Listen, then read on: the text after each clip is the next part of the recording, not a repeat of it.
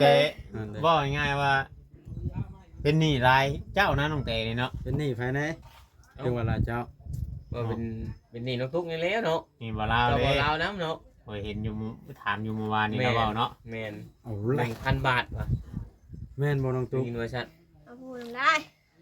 ไปยืมเงินไปซื้อมาน้อยน่ะบ่ แม่นข้อยเห็น FC เพิ่นคอมเมนต์ว่ายืมซื้อมาน้อย FC คอมเมนต์ว่าคือว่า1,000 กว่าบาทนี่แหละมาน้องเตว่า1,000นึง แม่น เนาะ ยืมน้องตุ๊กก็50แล้วเช้า บ่ นี่ รู้หรอกว่าเท่าใดให้ยินน้องเพิ่นเอา1,000พี่น้อง 1,100วะ คือกันกับ FC เพิ่นได้ยินฮู้นะเอาก็ได้ ก็บอกนั่น แล้วล่ะ แม่น นั่นซะน่ะให้น้องตุ๊กไปหามาแทน อ้ายโตไผโตมันเนาะ เอาเร็วบาด ให้ ตัวมันน้องตุ๊ก สร้างว้าวแท้เนาะ แม่น ยืมตลอดเนาะ เอาหลาบแล้วบาด ดับแล้ว ลาบ มายืมอีก เยอะ ตุ๊กลาบ น้องตุ๊กลาบแล้วจะกินได้แทนน้องตุ๊กหรือบ่ปะ เอาไปเลย แทนได้บ่ได้มีเงินซื้อ ซื้อ จักหน่อยลูกกินข้าวนี่ กินแล้ว กินนมนี่เจ้าชงนุ่มผงนุ่มยางไปอีกนี่พอแห้งจะบ่ ใช้ มี ลู เงิ ก น แต่คือว่า กิน ว่า ข้าวแล้ สิ ว รับเลี้ยงหลานอยู่นี่ก็มีนะเงินซื้อขอถามมื้อน่ะ แม่น แล้วก็ได้ยืมเงินน้องตุ๊ก เนี่ยแม่น แม่บ่สั่งยืมไปหาซื้อหยัง อืม เกี่ยงให้ได้เงิน เรา อย่าลืมกดติดตามเพื่อเป็นกำลังใจให้ผมด้วยนะครับทุกคนขอบคุณมากๆค แต่ รั มา บ เบิ่งข่าวดีน้องตุ๊กก่อนจะมีข่าวดียังพี่น้องเอ้ยบ่เวียงกำลังจะแจ้งข่าวดี วันนึงได้เนาะไปหมดเลยขาดเงิน บ่ได้เว้าได้ สบายดีเด้อสบายดี บ่ได้เว้าได้ก็มาตั้งกล้องน้ำบ่แพทย์ได้ชื่อได้ เอาอีหลาลุก โอ้ เอาแล้ว 3คนผู้ สบายดีน้องกระติ๊กนะ โอ้ยสบายจะลืมซื้อให้บ่ได้นี่ น้องกระตุกให้หยอกเจ้าไอ้เชื่อ น่ะบ่แจ้งเขาเลย น้องทันได้แจ้ง เราหลายคนเราบ่แจ้งได้เบาอันนี้เราสูตรลาวได้ เดี๋ยวนี้แล้วสูตรก่อน สูตรเราอะ แม่น รายการ เห็นนี่เห็นว่า เนาะน้องตุ๊ก เขาอยากเห็นนี่เขาแบบ นอนนอกผู้เดียวว่าคืนนี่ นอนจะเป็นเดี๋ยวอุ่นเอ็นเกือบตกเฟรม เฮ้ยอยู่ใช้ตารางบ่ จังมองก็ลังไห้นะ ดักเติบ ลังไห้นะเด็กเติบ หรือว่าผัวบ่เห็นคลิปนั่นเนาะเราบ่มาเนาะ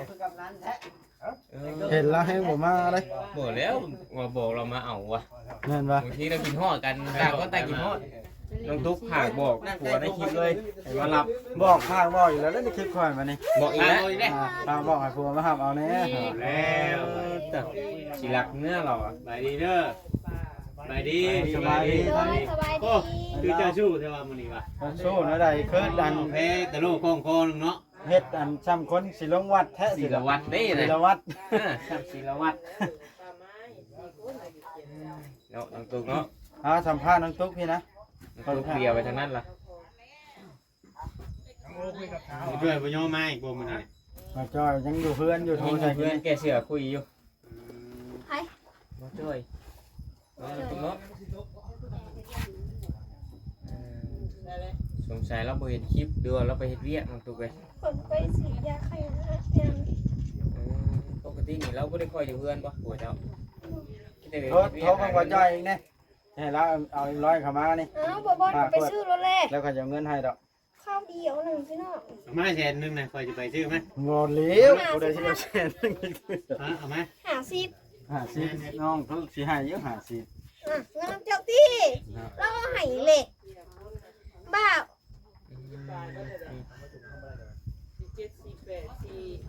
น้องตุ๊กเป็นจะได้ตกมากลางคืนน่ะคือไห้กูมื้อ เดี๋ยวให้เงาตีเนาะ เหงาลอง โม เล่า มี ดู ผู้กอดเนาะแต่เงา เอาแล้ว ว่าไปทั่ว ก่อนถึงเหงาไห้กู แต่เก้าคือว่าบ่ได้กอดผัวเพื่อผัวสิมาก็9:00 น 10:00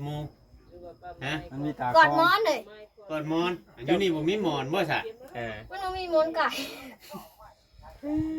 น้องตุ๊กเอ้ย ว่าไปทั่วที่ เนาะ เนาะ ไอ้เจ้าที่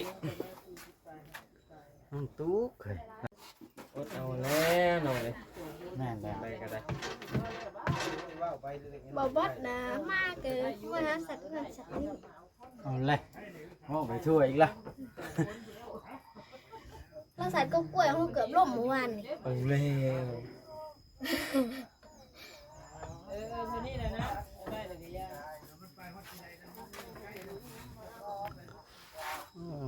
บ่ห่อนบ่บอกบ่ แบตเต็มร้อยแล้วจักเช็ดอะไรทอดก็ เอาพี่ไปฉากนี่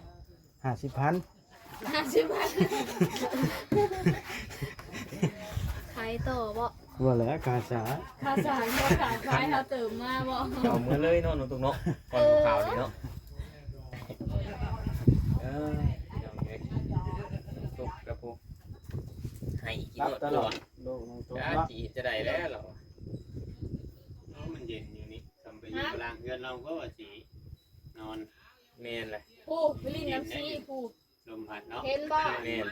ตังตันไว้เลย พี่ นะ นางก็ไปลิ้นน้ำชีผู้ไป ฮ้อนเนาะ ช่วงคนมาตกนี่มันเก่า เมนแล้ว เอาเสือมาปล่อยใส่ไป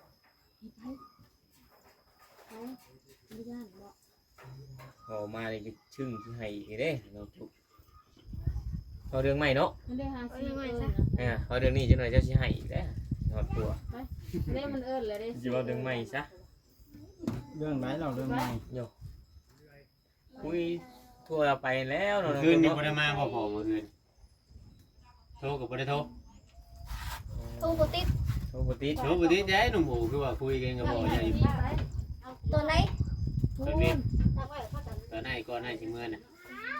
ไป พอจะโทรมาหา ต เรา อนค่ำเติบเมื่อวานนี่ค่ะโทร เจ้าโทรศัพท์ไปโทร จะโทรหาพ่อโทรไปเพื่อคุยเรื่องพอจัดการได้บ่เออ มื้อแรกนี่สิโทรอีกเราอ่ะ สิคุยให้พอจัดการเรื่องนี้มันแล้วนะบ่แม่น เอามาอยู่น้ำผัว เอามาอยู่นำผัว แม่นบ่น้องตุ๊ก แล้วคิดฮอดผัวได้เห็นพี่น้องเอ้ยมีตุดน้อยอยู่ได้ ลายมือก็ยังหายคือเก่าได้เปล่าเอ้ย หลานมื้อแห้งไห้แห้ง ยังหายคือเก่าได้ แต่มื้อให้ให้เนาะ ยังหายคือเก่า โอ้ให้แล้วให้ตอนที่ถ่ายคลิปเห็นไหมตอนหมู่ถ่ายเราวิ่งสักเพื่อกระดิ่ง เด้อแม่นบ่น้องตุ๊บ่แล้วบางเทื่อถือกัน แบบมันต่ำ มัน นี่ ต่ำเนาะ มันต่ำ เออ ด้านหมอเนาะ คือด้านหมอนี่แหละ น้ำตาครึ่งว่า ตา มัน คู่ บ่ต่ำแล้วก็บ่นั่นแหละเนาะ แม่น แม่นคุมเล่าเลยเฮ้ยมันบ่ต่ำใช่เราให้แบบมันเราขึ้นมาแบบมันต่ำพุ่นเราให้ โคตรเข้าใจเนาะ กดกดเจ๋ลุงหมอ ใครแต่ว่ามีกองขี้ดินเนาะมื้อน่ะเนาะ เออ ถ้าบ่มีกองขี้ดินน่ะถึกไม้แม่นง่ายเพิ่น เป็นคนบาดหย่อนหัวเข่า จังคืออัน แล เล็กน้อยอยากได้เครื่องเล่นหรือวะเฮ็ดไปละตุ๊กก็ได้ เงินก็เหี่ยวอ่ะสวยหย่อน เงินมี ก็ เฮี เฮี ย ย เงินก็เฮียโอ้ยบ่ไปเงินมาจะใช้คือว่าเงินเบิดแล้ว น้องแต่ยืมไปแล้วได้เงินน้องตุ๊กมานี่นะ แล้วยืมไปใช้อีก ถามมึงวะ บ่ตุ๊ก โอ้โหแล้วคน น้องแต่ยืมเงินเท่าไหร่น่ะ ยืมเงินน้องตุ๊กบาท อ้าวน้องตุ๊กได้เงิน50,000นำบ่าวแสนวานนี่ เออ สวานค่าสวานเครดิตแม่นบ่น้องตุ๊ก น้องเต๋ นั่นแหละ บอกง่ายๆว่า เป็นหนี้รายเจ้านะน้องเต๋นี่เนาะ เป็นหนี้ภายในจังหวัดลาเจ้า ว่าเป็นหนี้น้องทุกนี่แล้วเนาะ นี่บ่ลาว เรา เล บ่ ย ลาวน้ำเนาะ โอ้ยเห็นอยู่ถามอยู่เมื่อวานนี่เราเว้าเนาะ แม่น เอาละ 1,000 บาทว่ะ แม่นบ่น้องตุ๊ก มีหน่วยชัด เอาพูดได้ ไปยืมเงินไปซื้อมาน้อยน่ะบ่ แม่นก็เห็น FC เพิ่นคอมเมนต์ว่ายืมซื้อมาน้อย FC คอมเมนต์ว่าคือว่า1,000 กว่าบาทนี่แหละมาน้องเต๋ว่า1,000นึง แม่น เนาะ ยืมน้องตุ๊กก็50แล้วเช้านี่ บ่รู้หรอกว่าเท่าใดให้ยินน้องเพิ่นเอา1,000พี่น้อง 1,100วะ ด้วยกันกับ FC เพิ่นได้ยินฮู้ละเอาก็ได้ บ่นั่น แล้วล่ะ แม่น นั่นซะน่ะ หึ ให้น้องตุ๊กไปหามาแทน อ้ายโตไผโตมันเนาะ เอาเร็วบาด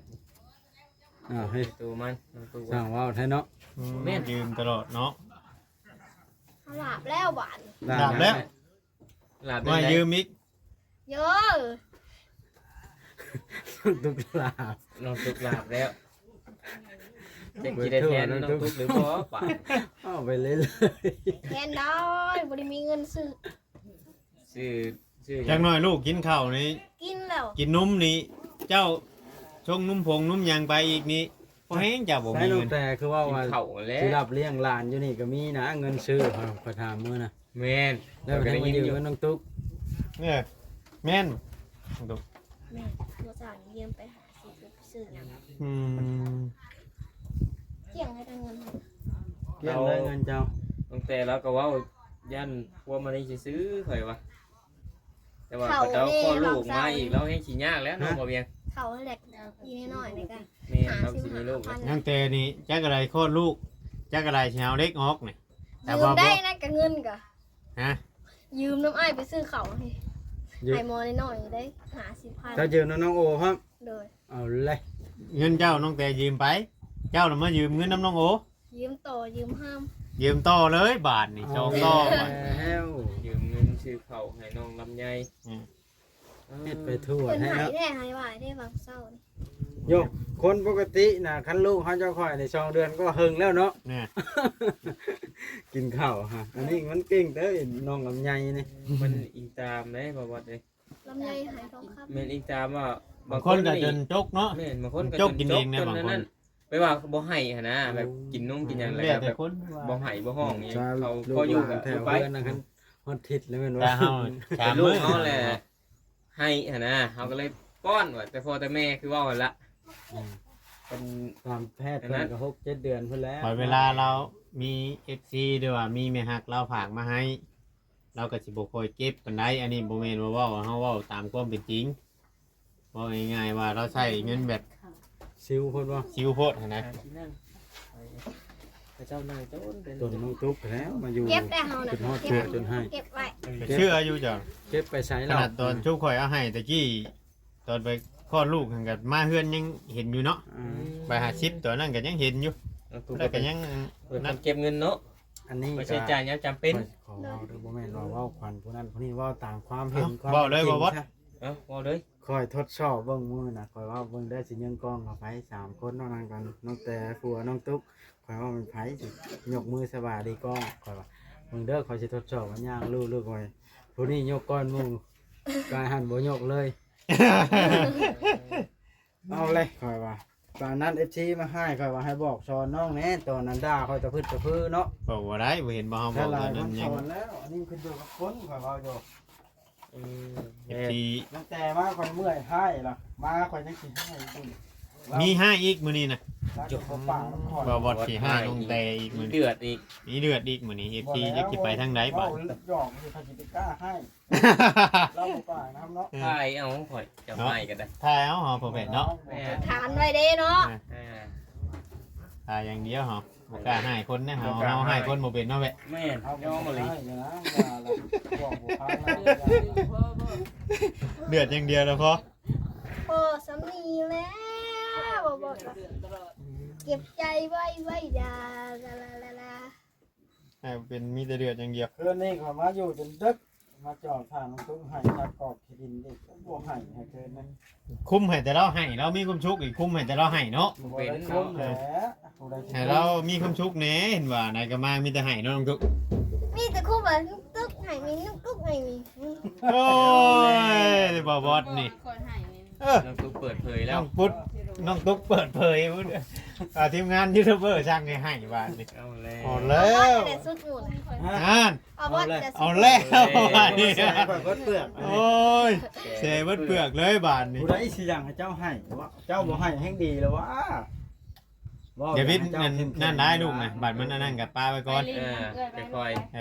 คอยเฮ็ด ๆ จังนั้นมันสิดึงได้นอนปงใช้อู้ปุ๊บเลยให้ควายน้องเล่งน้องเล่งเนาะเลยเอ้ามันดึงเนาะ เบิ่งได้น้องตุ๊กเอ้ยสายอูสายหยังมันขาดเพราะนี้นะ แม่นบ่พอลูกแพ้ แม่น บ่าวอุดิเราคือบ่เห็นม้ามื้อนี่ทางไหน เห็นอยู่ชินูพุ่นเด้ นาก็ซื้อเนี่ย อืม บ่แพ้เรา ไปเห็นอยู่นี่กลางโพสีนี่เราก็ลงมึงหนักเข้าไป ปิกนิกบ่ แม่น อืม รถขาวเราเนี่ยเข้าไป แสดงว่าเรามีของไปซื้อ ซื้อเครื่องซื้อของ เอา เรา ไปแล้วบ่เด้อนี่ ไปเบิ่งเครื่องนมโอก่อน บ่แพ้กำลังโอ้นู่ท่ายเนาะ แม่ หมดคำบอกยาวหมดแล้วหมด เอาอดซะนังถามพังข่าวดี เป็นได้น้องตุ๊ก ข่าวดีเฮ้ย เอาเงินนั่นน้องโอแล้วนี่สิมานอนน้ำน้องโอ มา อยู่ ข่าว บ่ ดีข่อยสิมอบเงินให้น้องตุ๊กก็เลยละกันซะนะ เอา จะบ่เสียความรู้สึกน้องตุ๊กเนาะ2,000 โอ้ยขยะแหละ เอาไปหมิ่นประมาทเงิน 2,000 บาท มามอบไปค่อยนี่ ท่านบ่แพทย์เอาไร ไอ้หัวเหมาะเขาก็ได้ แหม มอบบ่วะเงินขวัญทุงข่อยนี่ พอแล้วบอกว่าต้องมอบได้ในเว้าเลย สิเอาบ่น้องตุ๊ก เอา เอา เด้อ อ่า บอกบอลให้เด็กได้น่ะ แม่ ให้ น ห บ่ วย เอาตื่มแม่ ให้ตื้มเอา เอา เลย ตื่มมอนหาพัน ให้ได้ขนมพวงเนาะ แม่ แต่นั้นแพทย์ตื่นนะแม่ ตื่น บ่ เฮ้ ได้ ย มีเงินไหนเอ้ย เจ้ามันตื่มอีก3,000 เจ้าตื้ม3 วันเจ้าไอออนหา แม่แล้ว ไปสิให้สองเนาะ มา ไป จะ สิ บ่ ซื้อ เอา จั ดี ง ก ได้ ว่า2,000นะ ให้คอยไปซื้อหยัง มาน้องตุ๊กบ่เอาดีกว่าคันว่าหมิ่นเงินหน่อยนะ เอาขนม ลูกอมลูก ข อ น ม มอม2ก้อนพุ่นนะนี่ เด้นั่นละอย่าหมิ่นประมาทของคุณค่าเงินเนาะพ่อลูกแพทย์ แม่น เด้อ มีเงินน้อยเอาไว้วัดชนะ 22,000เด้เจ้านี่ เอาเลย 22,000เหรอเจ้านี่น่ะ ที่นี่บ่ น้องตุ๊กได้น้องข่อยจากพันก็ 22 ห้า โอ้ ได้น้องข่อยจาก2แล้วดิมานี่แล้วเอานะ ติดหนะ แม่นบ่น้องตุ๊ก เท้าอีกได้ป่ายมันนั่นสิเดือชื่อเอ็มร้อยนี่ แม่นแล้วยังถ่ายเอาอยู่ได้ เดี๋ยว นี่ แล้วให้กำลังใจน้องเพิ่น ต้องเท้าตื้มเนาะน้องตุ๊ก น้อ เนาะ งตุ๊ก ตื้ม ยั เนาะ งถ่ายเอาตื่ม10,000กัน อ่า ก็ อ่า ขนม นี่ พ ก็ วง เอาน้ำผู้ใหม่นี่เห็นว่ากระเชียวแต่น้ำข่อยเฉพาะสนะ บ่าวนี่นี่เป็น2,000 วันนี้ข่อยก็ชื่อขนมให้กินแล้วก้อนหนึ่งพุ่น ก้อนหนึง ถุงหนึ่งก็ว่าเลยนี่ก้อนหนึ่ง อ้าวก็ก้อนหนึงนั่นล่ะ ถุงหนึ่ง เดี๋ยวก็ได้น้องตุ๊กเนาะ แม่ ถุงหนึ่งก็10,000 น้องตุ๊กนี่เรานิสัยดีเนาะเรา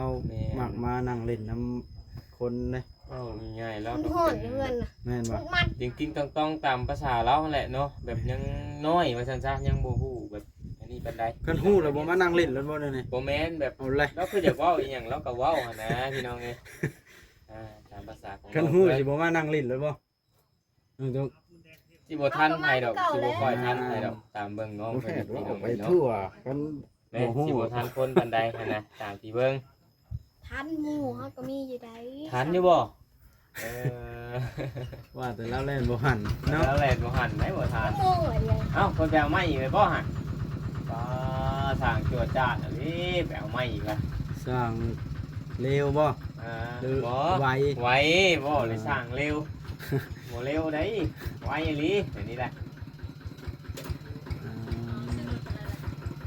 เบิ่งสิถามข่าวอันชาวนวลก่อนเนาะ แม่น ชาวนวล ถาม สบายดีเด้อเป็นอะไรสาวมุกคือว่าอันเห็นไปไทยมันเกิดเรื่องหยังขึ้น แม่นถามมาดูคนไปนํกันนี่ เจ้าบ่เซ็ตบ่ถามแล้วบ่ซะ ก็คือได้เห็นในคลิปเราว่าสิขึ้นรถแล้วแรงวานนี่ อ๋อ เจ้าบ่เซ็ตถามแล้วว่าเราเป็นหยังเราคือจากลูกจากผัวเราไป กล้าถามแล้วเนาะ แม่น ถามหมู่เล่านี่แหล้วเป็นอะไรคือไปกันนะ ฮู้กันแล้วข่อยก็ได้ แล้วฮู้ว่าชาวไร หมู่ไปแล้วก็บ่ได้บอกเนาะ เดี๋ยว ถ้า ไว้ เห็นในคลิปคือกันข่อยก็ได้ แม่นบ่เจ้าก็บ่ฮู้ว่าเกิดอิหยังขึ้น แล้วก็ว่าสิไปอยู่แต่ว่าบ่ฮู้ว่ามื้อใดเห็นฉันนะ เราเห็ มี น เรื่อง คลิป ด่วน เมื่อวา นะ นนี้ กระดอกแท้เนาะ แม่นคือว่าธุรกิจไปได้ดีอยู่เนาะ แม่นคือว่าหมู่ตัวง่าย แม่นหมูตัวใหญ่ๆหนึงเด้ยปลาหมูเรา นี่นะเหตุผลของเราแหละ หรือว่าไปส่งหลานซื่อๆว่าตามที่คอยสังเกต ที่ว่าจะเสียถามเราจักอันนี้ เอาแล้วหมดบ่ได้อันนี้ ข้อข่อยแท้นี่ หมด ข่อย บ่ได้ ใกล้ ต้อง หู เสีย นะ ถาม บ่แล้วคอย หลานบ่ซะ หลานเรื่ ไป อง เจ้า นั้นบ่ โอ้ยน้อง ใช่จ้ะ สาว น้องสาวลาวนะบอก สาวผัวลาว อืม เนาะเป็นน้องสาว น้องสาวผัวแล้วซะนะ จังว่าเล็กข่อยก็บ่แน่ได้ตัวนี้นะ คันว่าให้ไปทำงานจากลูกจากผัวนั่นคือบ่คือแท้เนาะพ่อแพทย์ ตามแล้วว่าไปทำงานประมาณ2เดือนแล้วอ่ะ โอ้ได้ลงไปแล้วหาค่ารถก่อน แม่น ก็สิได้เงินไวแท้สอง แล้ เดื ว อน บอกว่าได้เทื่อ วันละ300เฮาก็เก็บไปแบบนี้นะ โอ้ยเนาะ กะอะไรค่ารถค่าล่างขึ้นมา ง่า เพิ่นนี่ ยแต่เฮาบ่ได้ว่าลงไปว่าบ่ได้ว่าอยากได้เงินหลายนั่นนะพอแต่ว่าได้ค่ารถ แม่น อ๋อ แบบนี้นะบ่บ่ได้ เฮาบ่ฮู้ดอกได้ยินแต่สำ ข่อยสิขอตัวจบคลิปก่อนจังไดก็ได้เนาะจังนั้น ละตกใจ โอเคบ่เด้ เบิ อ ดว่าไปเกิดเรื่อง ส เรื่ บา อย ง ดี นะ สบายดีชาวไรเดี๋ยว มันชั่นก็ข่อยก็สิจบคลิปคือกันนั่นแหละจ้ะ เสียถามเลยเพราะ โดย น้องตก กดอะไร หมดแล้ว ถามว่าสั่ง เบิ่งในคลิปก็ฮู้ซ้ำในคลิปไปแล้วไปก็ได้เนาะน้องตุ๊ก โคตรอะไร เอาพี่น้องไอ้คลิปนี้ก็ได้ต้องขออภัย FC ทุกท่านเด้อเนาะอันใดที่ว่ามันบ่ม่วนนวลหูบ่เหมาะสมก็ต้องกราบขอโทษ FC ที่เข้ามาเบิ่งทุกท่านเนาะน้องตุ๊กเนาะ โดย สบายดีนะน้อง โด ตุ๊ก ยสบายดี คลิปนี้ก็จบซ้ำนี้แล้วเนาะคลิปหน้าจังว่ากันมีเรื่องใดก็สิทายให้ FC เบิ่งถ้าเกิดอยู่แถวนี้เนาะพอลูกแพนเนาะ คุยพุ่นบ่โทรศัพท์บ่ พอลูกแพนนี่โอ้นูท่ายอายนี่ ส เนาะ บายดีพี่น้องไงต้องขอโทษขออภัยเด้อพี่น้อง โอ้นูท่ายว่า ภาพอันใดก็ได้ เ